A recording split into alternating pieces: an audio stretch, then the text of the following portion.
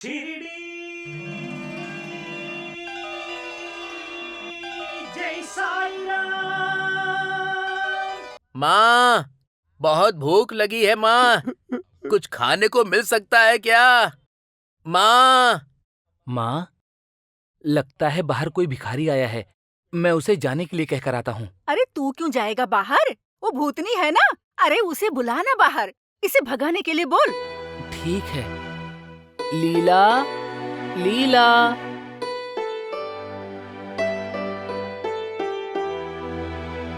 लीला, वो भिखारी जो बाहर खड़ा है ना, उससे कहो किसी और घर जाए, ऐसा माँ बोल रही हैं। ए, ये सब क्या है हाँ? रोटी है सासू माँ, भिक्षुक को देने जा रही हूँ, उसे बहुत भूख लगी है। अरे अरे अरे, तू तो मेरे घर का सत्यानाश कर देगी। इतनी रोटी और इतनी सारी सब्जी। अरे इस घर को तूने धर्मशाला समझ लिया है क्या? कुलक्षणी कहीं की। रख यहीं पर। अरे तू देख क्या रहा है? लेना इसके हाथ से। ठीक है माँ, लाओ, मुझे दो ना। सुबह से यहाँ भूख के मारे मेरे प्राण निकले जा रहे हैं और ये चली है दान करने। महारानी कहीं की। दान करने के लिए मेरी ही संपत्ति मिली है। सासू माँ, भूख से तड़पते हुए को खाना देने से पुण्य मिलता हाँ, है। पुण्य तो मिलता है, तो अपने मायके से लाकर देना खाना। मेरी कमाई क्यों बर्बाद कर रही है? माँ, ये जो गेहूं का आटा है ना, ये मेरे ससुर जी ने अपने घर के लिए भेजा अरे था। तू तो चुप ही रह, बोलने में क्या जाता है। मुझे खिला तू पहले। हाँ ठीक है माँ।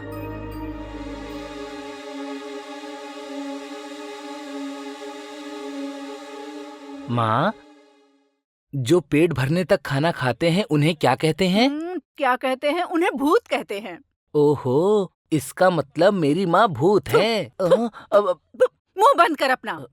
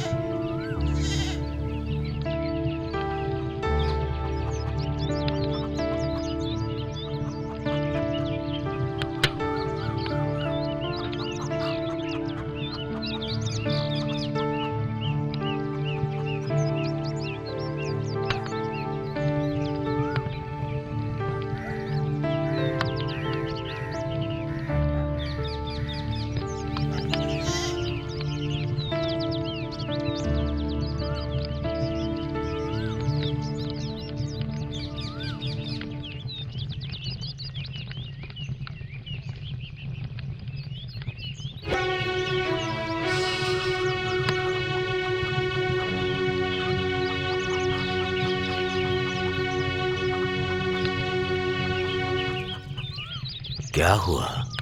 कोई संदेह है? संदेह मत रखो, पूछो। बाबा, मैं धनवान बनूंगा? इस द्वारका माई में कोई रहस्य नहीं है। ऊंचे आवाज में पूछो। भले ही समस्या तुम्हारी हो, लेकिन समाधान सभी के हित में हो सकता है। मैं धनवान बनूंगा कि नहीं बनूंगा, यही तुम्हारी समस्या है। हाँ बाबा। एक दिन तुम धनवान जरूर बनोगे। हाँ ना बाबा, मेरी कुंडली में भी लिखा है कि मैं बहुत बड़ा धनवान बनूंगा। जब कुंडली में लिखा है तो मुझसे क्यों पूछा? कुंडली पर विश्वास नहीं है क्या? है, लेकिन कुंडली में लिखा है तो जरूर होगा, लेकिन कुंडली के भरोसे घर पर बैठे रहने से कुछ नहीं होगा। तुम जो कुछ भी करते हो उसमें अगर असाधारण मेहनत दिखाओगे तो तुम जरूर धनवान बन जाओगे। अगर तुम्हें धन पाना है तो उस लक्ष्मी देवी को भी अपने घर में बुलाकर उनकी पूजा अर्चना करनी होगी, तब तुम्हें माँ से वरदान मिलेगा। उस माँ को जब तुम अपने घर लाओगे और माँ को अपने पास रखोगे तो ऐसा करने से तुम्हारे पास बहुत कुछ आएगा। जो निरंतर श्रम करता है वही इस लोक में धनवान कहलाता है, ना कि वो जो सिर्फ धन पाने का सपना देखता है, उसे धन नहीं मिलता। जो श्रम करता है धन उसके पास स्वयं चल कर आता है, चाहे वो शारीरिक श्रम हो या मानसिक श्रम हो, कोई भी श्रम हो, कष्ट पाने के बाद ही उसे लाभ प्राप्त होता है। और सुनो, तुम अपनी कुंडली पर विश्वास रखो और अपने काम पर विश्वास दिखाओ। ठीक है बाबा, जय साईं राम। चलता हूँ। अल्लाह मालिक।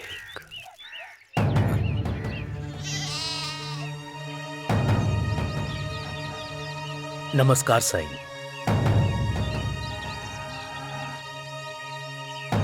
आ जाओ।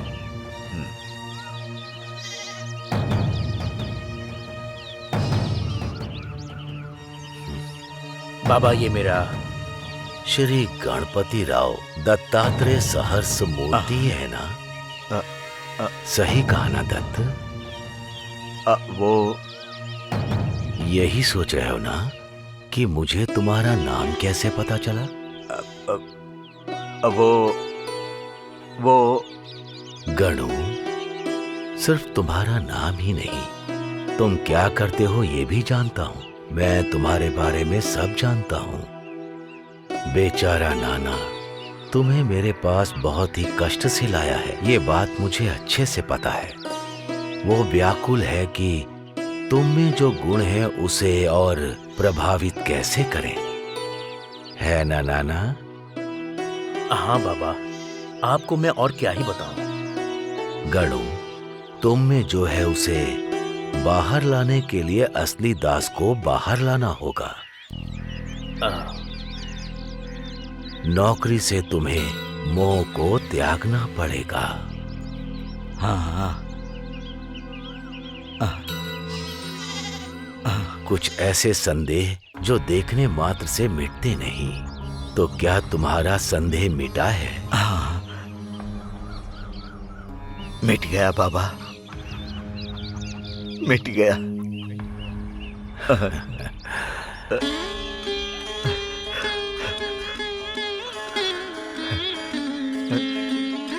चलता हूँ बाबा।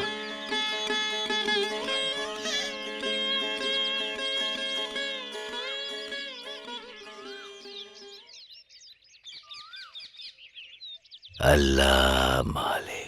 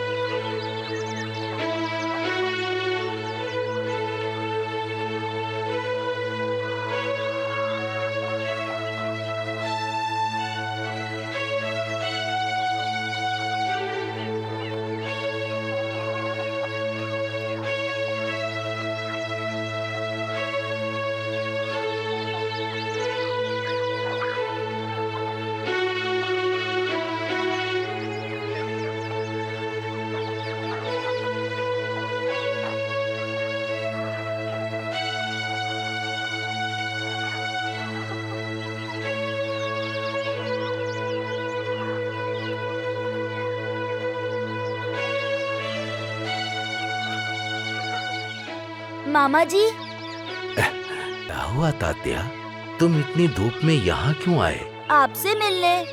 मुझसे मिलने के लिए तुम द्वारका माई आ जाते। वहाँ भी गया था पर आप नहीं मिले, इसीलिए आपको ढूंढते हुए यहाँ तक आ गया। वो तो ठीक है मामा, लेकिन आपको जब कोई रोटी खाने के लिए देता है तो आप खाइए ना।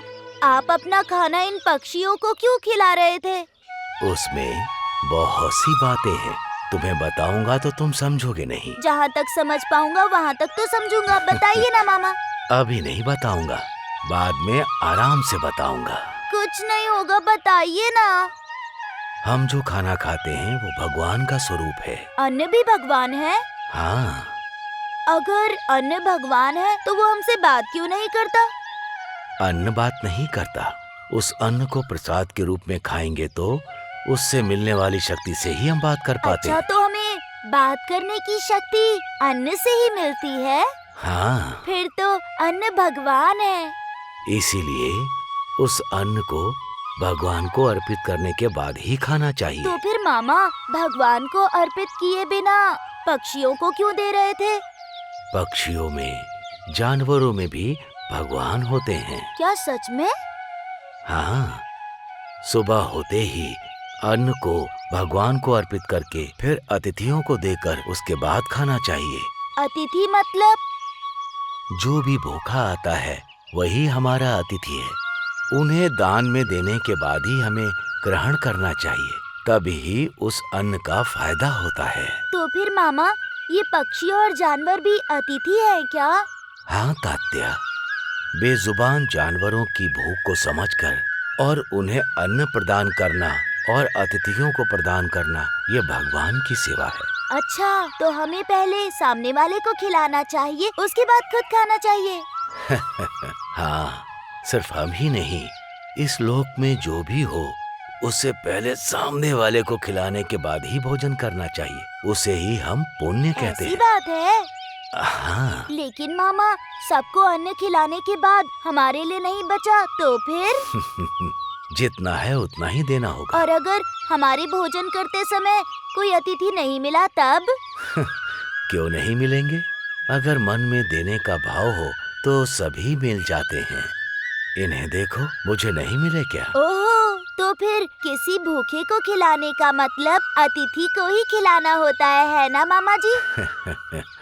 जो बिना तिथि देख कर आते हैं उसे ही अतिथि कहते हैं। कुछ लोग मांगते हैं तो कुछ लोग चिल्लाते हैं। सिर्फ मांगना ही भूख नहीं, कभी कभार चिल्लाते हुए व्यक्ति को अवश्य भूख भी लगी होती है।